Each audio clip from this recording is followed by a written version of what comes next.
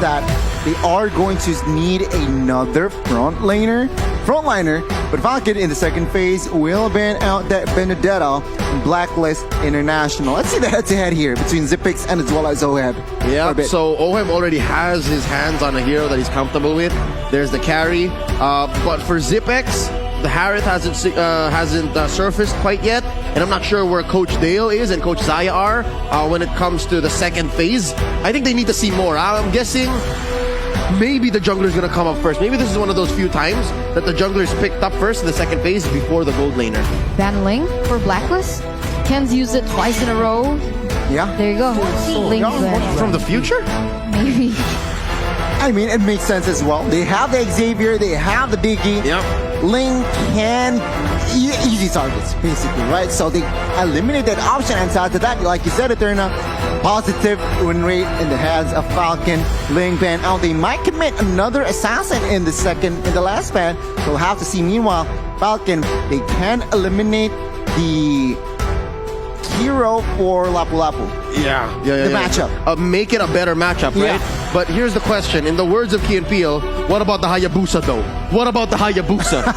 That's the thing, because Ken is an assassin player. I haven't seen him use a tank jungler just yet. I'm sure that he should have adapted to that meta, but the heroes left for him since the Fanny was banned away would be the Karina, the Benedetta is gone, and the Ling, who's also been banned away. So would he go with the Hayabusa or the Karina here?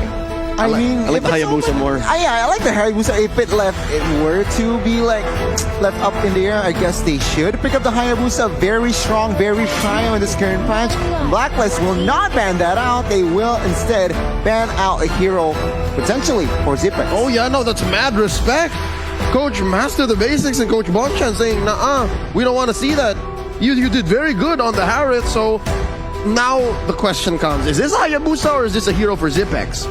I mean, looking at the composition, they do have two physicals, and that Harith just makes sense. They need magical burst, they need magical DPS as well, and that Harith, Blacklist read them like a book. Perhaps Falcon now are taking their time slowing down. I see a hero. Wait. Alright, there you go. Martis jungler. It's for Ken. It is for Ken. Second time here in the M4 stage. Still 100% win rate. Okay, and this leaves the question for Blacklist. Who are they going to be picking up? They still need someone to be able to handle that side lane. And going against a Lapu Lapu, what's your best bet? I mean, the Fragrant is still open for them to take. Oh no. Is that characteristic of Edward though? Would he prefer someone like the Paquito? Yeah, I think he can. But I love how Falcon just read into the situations. Like, this is one of the few times that an Esmeralda in this current metagame is good against its matchup. Because again, Lapu Lapu makes shields, so Esmeralda, she take away the shields. So it's just basic logic in the MLBB world. But let's see what he picks up. It's a Uranus, it's a classic! And as well, the Baksha. Goodness me, Baksha for Wise and Uranus will be picked up here. So what they're saying is, yeah, we have damage dealer already in that Xavier and as well as carry. Someone to cover, but take a look at the last pick. Lunox picked up again, saying, okay, Baksha, Uranus, what are you gonna do? I have the Lunox mid-game, you're gonna melt. I had to check my calendar. Is it a Thursday today? Because this is quite the throwback. It's been a while since we last saw Lunox in the gold lane, and a while more since we last saw a Baksha in the jungle. But again, some tools are just built for certain situations. I'm wondering if this is ideal for Blacklist. I wonder if they woke up today and decided, like, I have a feeling we're gonna have to rock the Uranus and the Baksha. I mean, both compositions have been set in stone with really out-of-the-box picks today. So we were thinking that something crazy was going to happen. It's already being seen in the drafting phase. A Lunox pickup, a Uranus, and even a Baksha. But when we're looking at both compositions, who are you leaning towards most? It's quite hard, Eterna, because yeah, you have the Baksha, you have the Xavier, Uranus that will just melt, but let's just jump first to the line of dawn, shall we? I love it because given what Falcon has drafted, you can almost say that they're winning every single lane, and on a mechanics, interactions, Mobilelegends platform, then they're also ahead. But when it comes down to execution, maybe Blacklist can pull one off. Let's get back into the game here. It is a mirrored start, both in orange. Okay, so rotation-wise, Ken and Wise will not meet up the first 2 minutes. They will not have a clash, but take a look already. It's going to be 2-2 bot side. And again, Naomi, what is he trying to do? Of course, poke. But let's take a look. Take a minute here. Let's see items check, spell check, and as well as emblem-wise, nothing too significant. And on that note, I'm a little bit worried about the gold lane for Falcon, to be honest, right? Because Naomi definitely going to be hiding in that bush, and Oh My Venus on the Diggy is going to be able to sniff that out. So no element of surprise for Naomi if his gameplay is to try and babysit the Lunox in that gold lane. Oh yeah, you can be as annoying as you want to be with the Natalia, keeping that exclamation point on your opponents, but the auto alarm bombs are gonna tip them off. Exactly. And in that lane, 1v1 Lunox and carry in the early game, it feels like it should favor Oheb, to be honest. Not much damage from Lunox in the early game unless her items are actually built.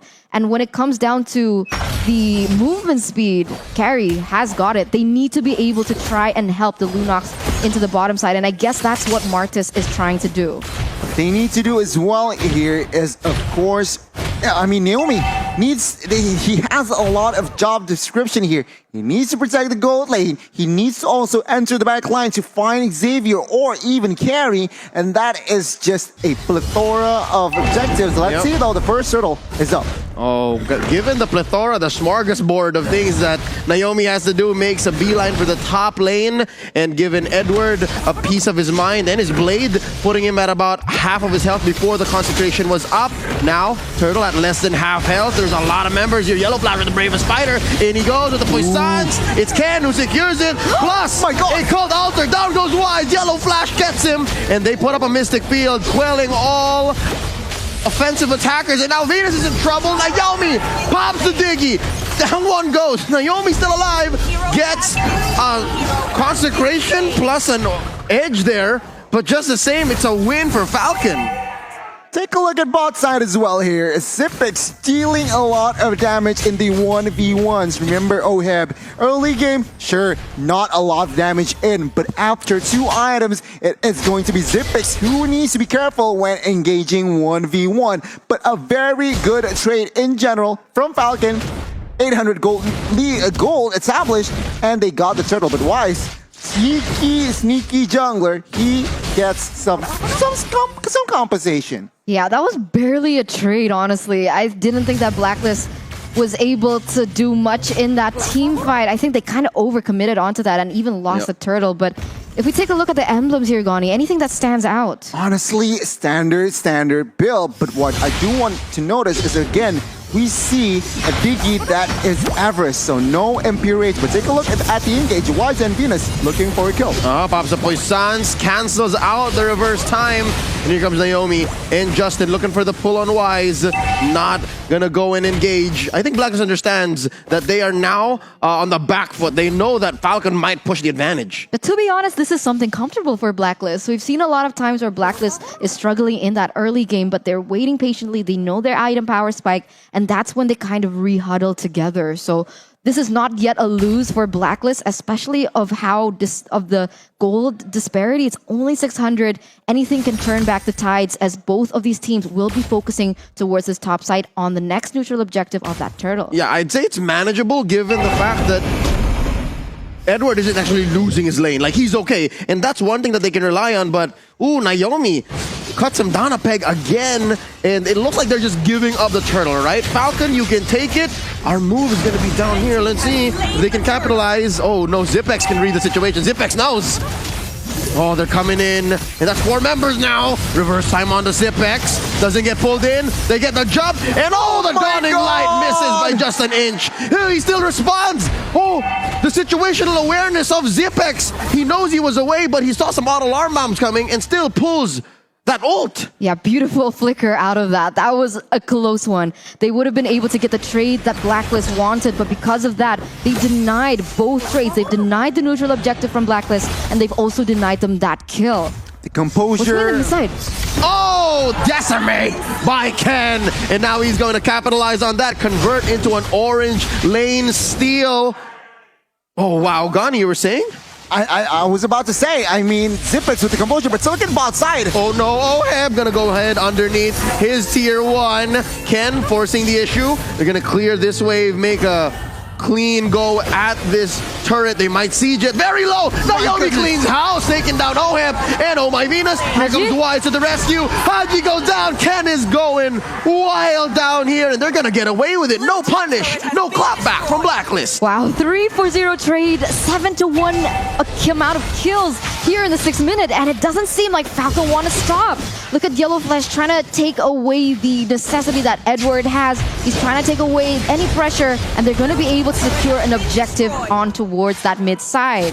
Amazing execution from Falcon. The setup, the execution done sharply. Blacklist, why they are behind, they got caught up. They underestimate the rotation from Falcon, and Falcon took advantage of that, eats up carry, and right now they are confident to even somehow invade the jungles of Wise, but of course Venus and Edward is always there. But let's see here, the last turtle will be up. It seems like Blacklist, they are a little bit too behind on rotation. Will they contest is the question. The problem here now is Zipex is already a level ahead with the mystery shop, so she's going to be able to get that item power spike way quicker, and that damage is going to be felt. But here we go on the top side, already a clash as Falcon is going to be able to get a tower out of it. Oh, got the cult altar already, timed it out, but Ken is going to continue his carnage, and he's very low, gets away with 1 HP. Grandma, look at that 1 HP, Stunning Light, not enough to take him down, and Wise is the casualty here.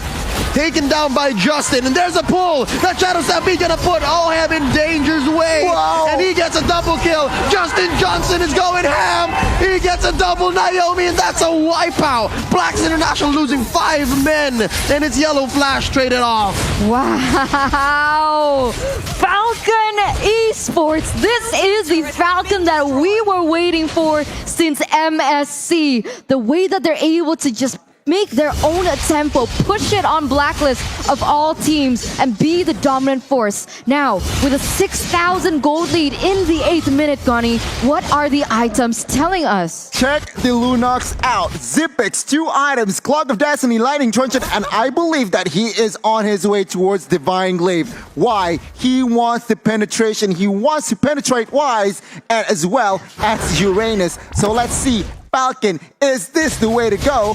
Because they are in a good position to somehow throw the defending champions in this match. Oh yeah, no, throw him into the lower bracket if there is a chance for that. Not sure if the math checks out. But something else that catches my eye is Oheb is slowly building up towards a rose gold meteor. I think he needs that, but now Edward is in trouble. Pops the consecration at the right moment, and so far, they're struggling. They're struggling. A lot is on the shoulders of Haji here. Again, this was a 6-6 situation with a lot of teams that lost the early game with a savior. They just need to get to that point where the savior makes a difference. I mean, you're right. I mean, as we all know, this ultimate Dawning Light is detrimental on as a defense and as well as offense. So Blacklist, they are low-key banking, but take a look at Falcon.